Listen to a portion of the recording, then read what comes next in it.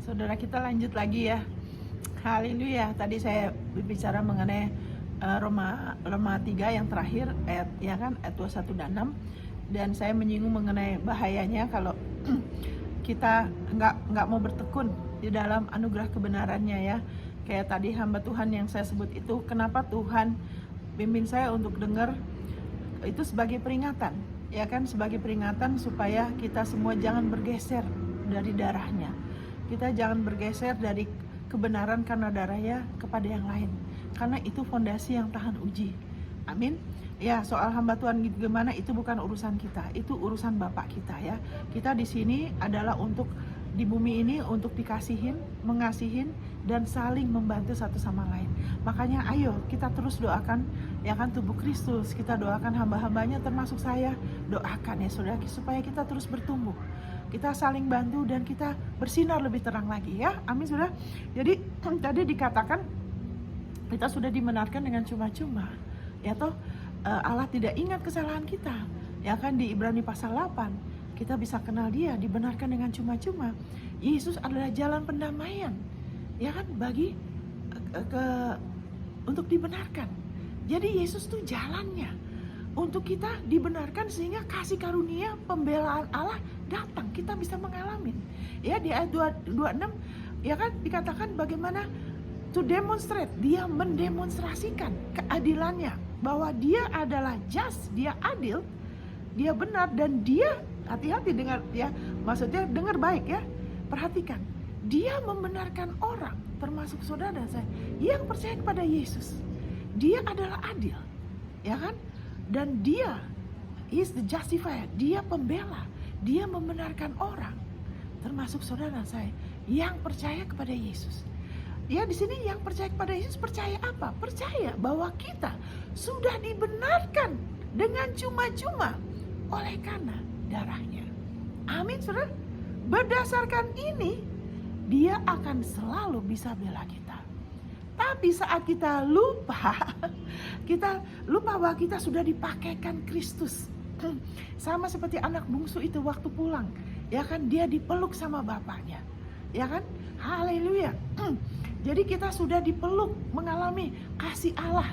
Kita sudah mengenal kasih Allah. Waktu kita terima Yesus, kita mengenal secara pribadi kasih Dia. Kenapa orang-orang ada yang belum diselamatkan? Karena belum mengenal kasih Allah secara pribadi, belum terima kasihnya secara pribadi. Kita sudah dipeluk sama Dia dan kita sudah dipakaikan jubah anugerah kebenaran. Ya kan? Galatia 3 ayat 26 sampai 29. Ya kan kita sudah dibaptis dalam Kristus, kita sudah dipakaikan Kristus. Ya kan sebetulnya secara roh kita sudah dipakaikan.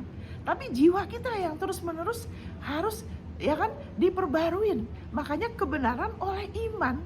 Itu sebabnya jangan bersikap seperti orang-orang yang mati di padang gurun. Mereka bersungut-sungut. Wah, ini mana ini, bosan ini. Ya kan, waduh, udah nggak mau lagi deh. Apa sih selalu mengenai anugerah kebenaran? Saya juga udah ngerti, udah hafal. Iya, kita terus dengar lagi. Karena semakin kita diteguhkan, saudara, kita akan dijauhkan dari teror dan bencana. Itu tidak akan mendekat kepada kita. Termasuk kekurangan, ya kan, penyakit, kutukan, bencana, hutang dijauhkan, saudara. Amin. Apapun penderitaan yang mencuri, membunuh, merusakkan dijauhkan dari kita. Kalau kita mau bertekun di atas anugerah kebenaran, itu Yesaya 54 ayat 14. Jadi kita balik lagi, karena ini adalah dasar untuk saudara dan saya. Benar-benar kita dibela sama Dia. Nah, penerapannya gimana Ibu Monica? Nah, tunggu dulu sebentar ya. Tadi kan saya singgung juga mengenai Roma pasal 4. Ada 2 elemen yang disebut di situ, kasih karunia dan iman. Kenapa saudara pasti diselamatkan? Karena 2 hal ini. Dan harusnya semuanya diberitakan sebagai satu karya yang sudah selesai. Ya kan? Itu sebabnya kalau kita terus bertekun atas 2 hal ini, kasih karunia dan iman. Yaitu apa? Beriman atas kasih karunia-Nya. Bukan beriman atas jerih payah kita, atas kelayakan kita, atas iman kita sendiri. Tidak. Beriman atas kasih karunia-Nya. Ya kan? Karena saat kita terus dengar kasih karunia-Nya, Yesus bikin apa? Dengan sendirinya iman kita bekerja, saudara. Amin, seperti jantung. Selama kita makan, kita minum, jantung kita terus bekerja. Yesus bilang apa? Tubuhku benar-benar makanan, darahku pengampunan adalah benar-benar minuman. Selama kita makan dan minum dari kasih karunia-Nya, jantung kita, iman kita terus bekerja. Makanya nggak usah fokus di iman dulu. Amin. Ya kan? Waktu kita dengar keselamatan, dengan sendirinya iman kita bekerja. Jadi dua hal ini, berdasarkan dua hal ini, beriman atas kasih karunia-Nya, saudara bisa mengalami pemulihannya. Contohnya, penerapannya gimana? Nah, ada satu orang ini yang dia pernah minjemin satu orang, sama-sama anak Tuhan. Dua-duanya dalam pelayanan ya, tanda kutip pelayanan, ikut terlibat pelayanan.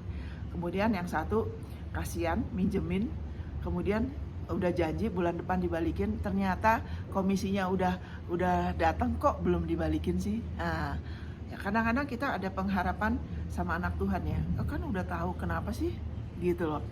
Tapi ya karena kita semua masih harus bertumbuh ya.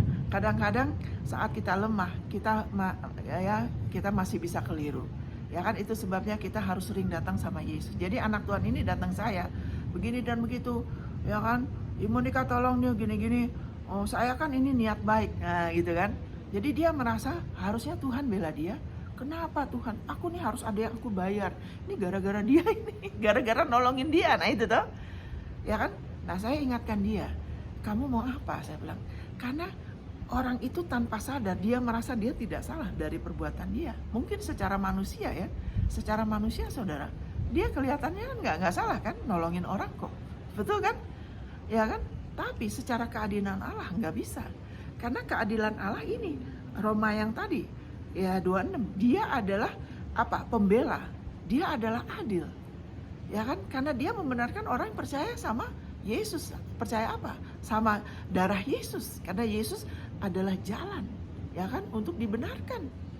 Jadi kalau orang itu berdiri bahwa saya salah, dia salah. Oh, saya benar, dia salah. Dia nggak bisa dibela Allah.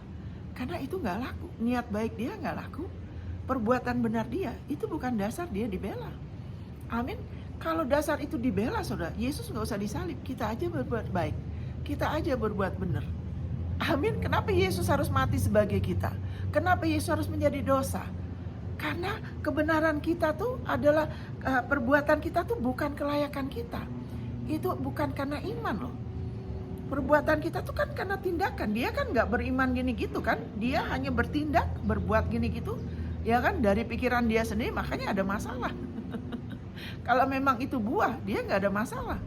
Ya kan. Dan dia dari situ, dia merasa dia sudah benar. Ya kan. Kalau dia misalnya begini. Kalau misalnya bedanya dengan buah begini. Kalau gitu gimana Bu Monica? Apakah kita gak bisa nolong orang? Bedanya begini saudara. Kalau itu buah, dia gak akan punya masalah begini. Aduh, ini orang ini perlu uang.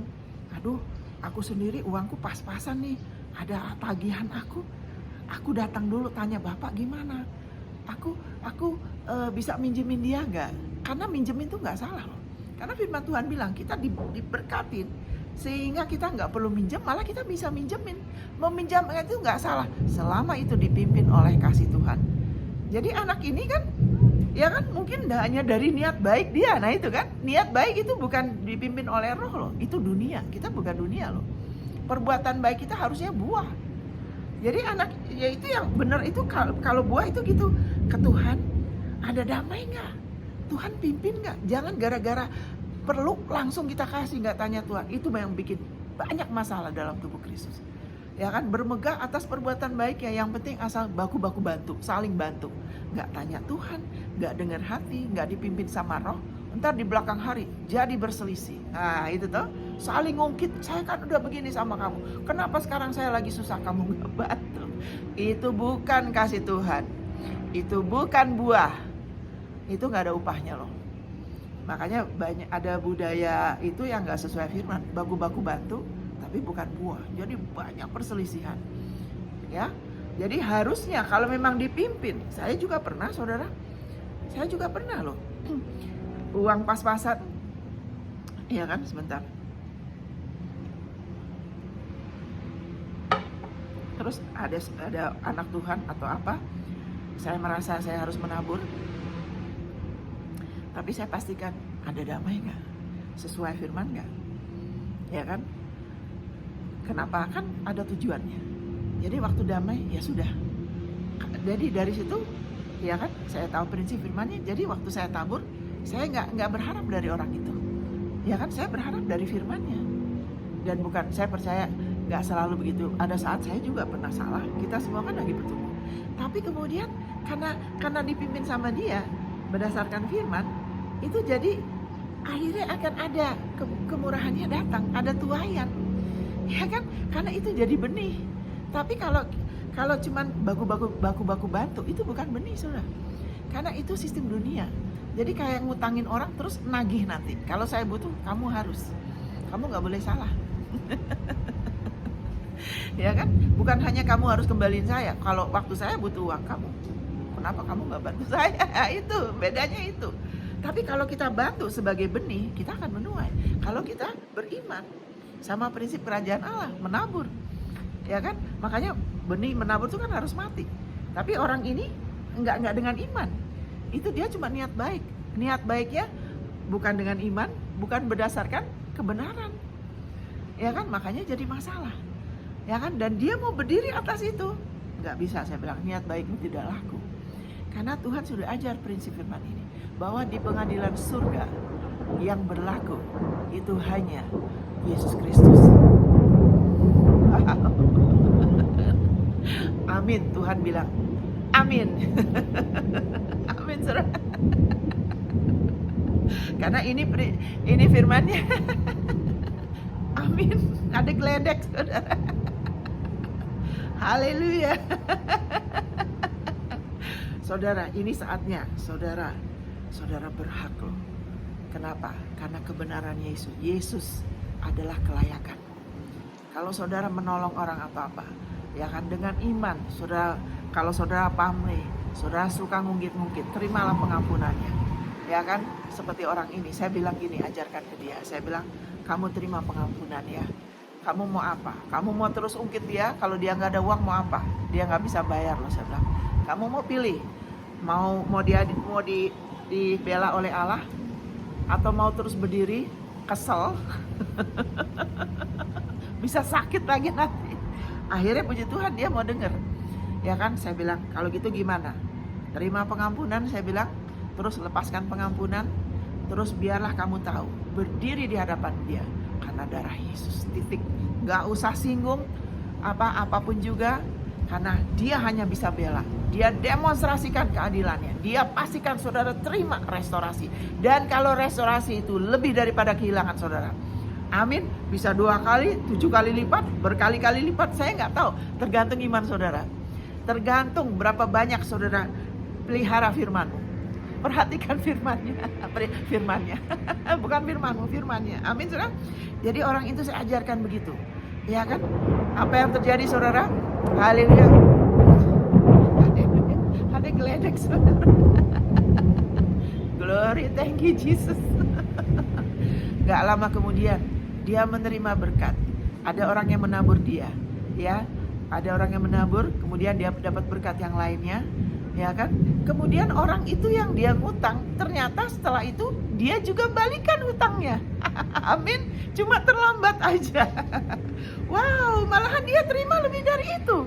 Bukan hanya terima biasa aja, dia terima lebih dari itu. Iman selalu membuka pintu bagi kasih karunia-Nya. Kita bisa milih, kita mau terus-menerus mengungkit kesalahan orang, terus-menerus penasaran, ya kan, atas kekurangan orang, kekecewaan kita, atau kita mau merubah abu dalam hidup kita menjadi keindahan. Apa yang dicuri dalam hidupmu? Ini saatnya saudara dan saya bangkit, tapi bangkit, ya kan, di atas anugerah kebenarannya. Bangkit di atas kebenarannya yang adalah hadiah, walaupun cuma-cuma, hadiah yang sangat mahal di dunia ini. Saudara, dan saya setuju kan, darah Yesus itu sesuatu yang paling berharga di dunia ini, saudara. Sesuatu yang kekal, yang paling berharga. Dan saudara sudah punya itu, saudara. Saudara punya darahnya.